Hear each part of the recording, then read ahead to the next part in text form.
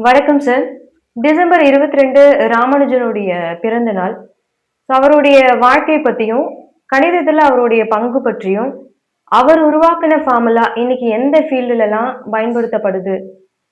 மேலும் உங்களுக்கு தெரிந்த சுவாரஸ்யமான ராமானுஜன் பத்தின விஷயங்கள்லாம் இன்னைக்கு நீங்க பகிரும்படி நான் கேட்டுக்கிறேன். நன்றிம்மா. எனக்கு இந்த வாய்ப்பு குடுத்ததுக்கு முதற்கண் நன்றிய தெரிவிச்சுக்கிறேன். அ அதுலயும் 2வது விஷயம் என்னன்னா, அவருடைய பிறந்தநாள் சமீபமா தான் முடிஞ்சது. ஸோ, அந்த தருணத்தில அவர பத்தி பேசறதுக்கு எனக்கு ஒரு பெரிய பாக்கியமா நெனைக்கிறேன்.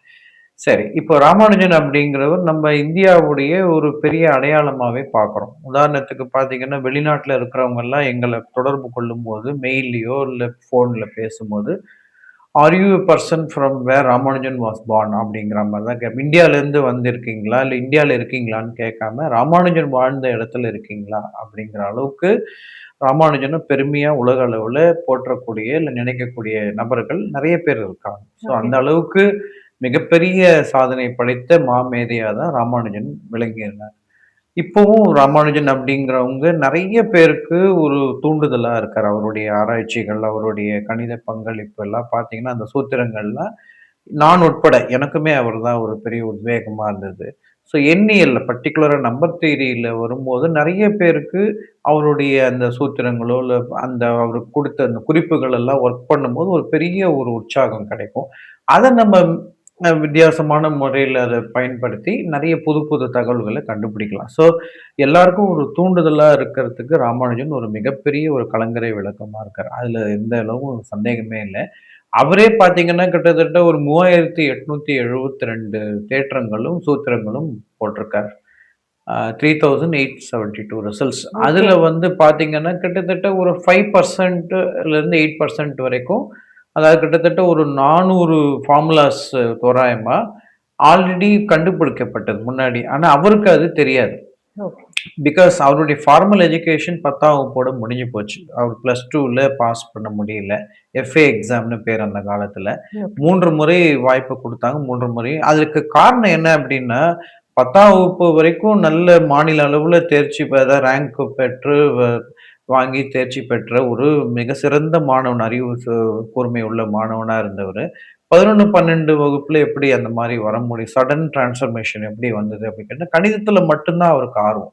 ஒன்ஸ் அவர் ஓகே. 10ஆம் வகுப்பு தாண்டுனதுக்கப்புறம் அவருக்கு மற்ற எந்த விஷயத்திலயுமே ஆர்வமோ, நாட்டமோ இல்ல. தினந்தோறும் கிட்டத்தட்ட ஒரு 15 மணி நேரம், 16 மணி நேரம் கணிதத்தையே தான் போட்டுட்டு இருப்பார்ன்னு நம்ம கேள்விப்பட்டிருக்கோம். அவருடைய வரலாறு மூலமா. அப்ப எப்ப பார்த்தாலும் மேத்ஸே தான் யோசிச்சு, யோசிச்சு அத பத்தியே நினைக்கிறதுனால, அவருக்கு மற்ற பாடங்கள்ல அந்த பிடிப்போ, இல்ல அது படிக்கணுங்கிற தேவையில்லைங்கிற மாரி நினைச்சதுனால, அதெல்லாம் அவர் இதே ப பண்ணல. அவருடைய எஃப்ஏ எக்ஸாம்ல 3 முறையில வரும்போது, 1 முறை எழுதின மார்க் ஷீட் கிடைச்சிருக்கு நம்மளுக்கு. அந்த ம். பட்டியல் ஓகே. மதிப்பெண் பட்டியல் கிடைச்சிருக்கு. அதுல பார்த்தீங்கன்னா, ரொம்ப சுவாரஸ்யமான செய்திகள் இருக்கும். அவர் தமிழ் எடுக்கல, சமஸ்கிருதம் எடுத்தாரு. அதுல 35 பாஸுக்கு 34 தான் வாங்கியிருப்பாரு.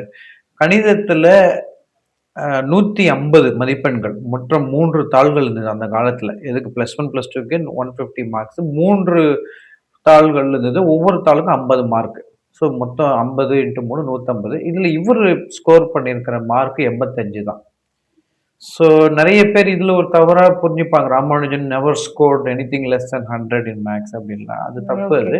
இந்த இது மூலமா அவருமே 100க்கு 100 எப்பவுமே நெறைய தடவ வாங்கியிருக்காரு இளம் வயதுல. பட் வயது ஆகும்போது இந்த பர்ட்டிகுலரா எஃப்ஏ தேர்வுலலாம் அதுக்கு நெறைய காரணங்கள் இருக்கு. இப்ப நம்ம சொன்னா ரொம்ப விரிவா போயிடும். ஓகே. பட் என்ன பொறுத்தவரைக்கும் நான் இதுதான் மாணவர்கள்ட்ட சொல்லுவேன். நீங்க 85 மார்க் 150க்குன்னா கிட்டத்தட்ட 52% தான் ம். தோராயமா வரும். அப்போ மேதைமை தன்மைக்கும், மதிப்பெண்களுக்கும் சம்மந்தம் இல்லை அப்படிங்கிறத நம்ம இந்த ஒரு உதாரணத்துல இருந்து புரிஞ்சுக்கலாம். ராமானுஜன் அத பத்திலாம் கவலைப்படல. அவருக்கு எந்நேரமும் கணிதத்துடைய தாக்கம் இருந்தது. எப்ப பாரு அத பத்தி தான் யோசிப்பாரு. மற்ற விஷயங்கள்லாம் அவருக்கு கவலைப்படல. So he continuously pursued his interest in mathematics. அது காலம் ஃபுல்லா அது சாகுற வரைக்கும், அவரு மரணிக்கிற தருணம் வரைக்கும் கணிதத்தையே தான் நினைச்சிட்டு இருந்தார். அதனால தான் நம்ம பெரும்பாலும் சாதனையாளர்கள், பெரிய பெரிய விஷயங்கள் பண்ணவங்கலாம் லைஃப் எடுத்து பார்த்தீங்கன்னா, அவங்க ஒரு விஷயத்த எடுத்தா எந்த சூழ்நிலையிலும் அத மறக்க மாட்டாங்க, விட மாட்டாங்க. நம்ம சாதாரண ஆட்கள்லாம் என்ன பண்ணுவோம்னா, அந்த ஒரு நாள் முதல்வர் மாரி ஏதோ ஒரு நாள் 2 நாள் படிப்போம், பண்ணுவோம். அதுக்கப்புறம் அத விட்டுட்டு போயிடும். நம்ம அத கன்டினியூஸா பர்சீவ் பண்றதில்ல. இது ஒரு பெரிய ரகசியம் என்னன்னா, பெரிய சாதனையாளர்கள், வெற்றியாளர்களுடைய பின்னணி பார்த்தீங்கன்னா, அவங்க அது எந்நேரத்திலயுமே அதையே தான் யோசிப்பாங்க. எப்போ வந்தாலும் அத பத்தி தான் அவங்களுக்கு நினைப்பு இருக்கும். அப்படிப்பட்ட அந்த எந்த துறை சார்ந்து இருந்தாலும், அந்த விஷயத்த மட்டுமே யோசிச்சு, அதிலேயே தன்னுடைய வாழ்க்கைய அர்ப்பணிக்கிறவங்க, கட்டாயம் ராமானுஜன் அளவுக்கு வர முடியலனாலும், ஏதோ ஒரு குறிப்பிட்ட அளவுக்கு முன்னேறி நல்ல பேர் வாங்கலாம். அப்படிங்கிறது ராமானுஜனும் ஒரு எடுத்துக்காட்டு அவரோட லைஃப்ல. அந்த மாரி யாரு இருந்தாலும் இது இப்ப இன்னைக்கு இருக்கக்கூடிய மாணவர்கள் வேரியட் இன்ட்ரெஸ்ட்ல ஒரு 2 நாள் கூட ஒரு விஷயத்த கன்டினியூஸா பண்ண மாட்டேங்கிறாங்க. ஆமா. ஸோ இதெல்லாம் வந்து நம்ம ராமானுஜன் லைஃப்ல இருந்து கத்துக்கக்கூடிய மிகப்பெரிய பாடம். ஸோ அதுக்கப்புறம் அவரு ப்ளஸ் 2ல அந்த மாரி ஃபெயில் ஆனனால காலேஜ் எஜுகேஷன் இல்லாததுனால, அவருக்கு ஒரு ரிசர்ச் பேப்பர் எப்படி எழுதுறது? ப்ரூஃப் எப்படி எழுதுறது? அவருக்கு மைண்ட்ல தோணுனதெல்லாம் ஃபார்முலாவா, சூத்திரங்களா குறிப்பிட்டு வந்துட்டே இருந்தார். ஆனா நெறைய நேரங்கள்ல நிரூபிக்க முடியல. நிரூபிக்க முடியலன்னா, அவருக்கு ஒண்ணு வாய்ப்பு கிடைக்கல. அதாவது அது பேப்பர் எழுதுறதுக்கு பேப்பர் வாங்க பணம் கிடையாது. அது பதிவு பண்ண. அவ்வளோ பெரிய ப்ரூஃப. 2வது அவருக்கு நேரமும் கிடைக்கல. அந்த சந்தர்ப்பங்கள் அமையல. ஸோ இந்த மாரி பல காரணங்கள் இருக்கு. அவரு ஏன் ப்ரூஃப் எழுதல அப்படிங்கிறதுக்கு. பட் சம்ஹவ் இன்னைக்குமே நெறைய பேருக்கு ஒரு பெரிய மிஸ்ட்ரி என்ன அப்டின்னா, ஒரு பெரிய ஆச்சரியம் என்னன்னா, எப்படி ஆஃப்டர் ஆல் தோணியிருக்கும் அவருக்கு? ஏன்னா ஒரு ஃபார்மல் எஜுகேஷன் இல்லாம பெரிய பெரிய விஷயங்கள்லாம் எப்படி தோணியிருக்கும்? உதாரணத்துக்கு ஒரு 7ஆம் வகுப்பு, 8ஆம் வகுப்பு படிக்கும்போது, கல்லூரி அளவுல 12ஆம் வகுப்புல வரக்கூடிய கால்குலஸ்லாம் தெரிஞ்சிருக்கு அவருக்கு. ஓகே. அப்போ அவரா செல்ஃப் தாட் ஜீனியஸ்ன்னு அவரே படிச்சு சுயம்புவா புரிஞ்சுக்கக்கூடிய ஒரு மிகப்பெரிய மேதைமை தன்மை கொண்டவர். அவருக்கு பார்த்தாலே எல்லாமே புரிஞ்சிரும்னு நினைக்கிறேன். அந்த மாரி பிளெஸ்டு மைண்ட் அது. அந்த மாரி எல்லாருக்குள்ள கிடைக்காது. ஸோ ரொம்ப ஆழமாவும், அழகாவும் யோசிக்கக்கூடிய தன்மை பெற்ற மேதை தான் ராமானுஜன். அந்த மாரி மேத்ஸ்ல நெறைய பேர் ஃபார்முலாஸ்லாம் கண்டுபிடிச்சிருக்காங்க. தேற்றங்கள் குடுத்துருக்காங்க. ஆனா பார்த்தீங்கன்னா, சில இதெல்லாம் ரொம்ப காம்ப்ளக்ஸா இருக்கும். நம்ம அது என்னன்னு புரியறதுக்கே தனியா கோர்ஸ் அட்டெண்ட் பண்ணணும். ஓகே. அப்படிலாம் இல்லாம, ராமானுஜன்ட்ட ஒரு மிகப்பெரிய விஷயம் என்னன்னா, நாங்க ஆராய்ச்சி பண்ணதுனால சொல்றேன். ம். ரொம்ப அழகுத்தன்மை இருக்கும். அவருடைய ஒவ்வொரு சூத்திரத்திலயும் ஒரு அழகு பொருந்திய விஷயம் இருக்கும்.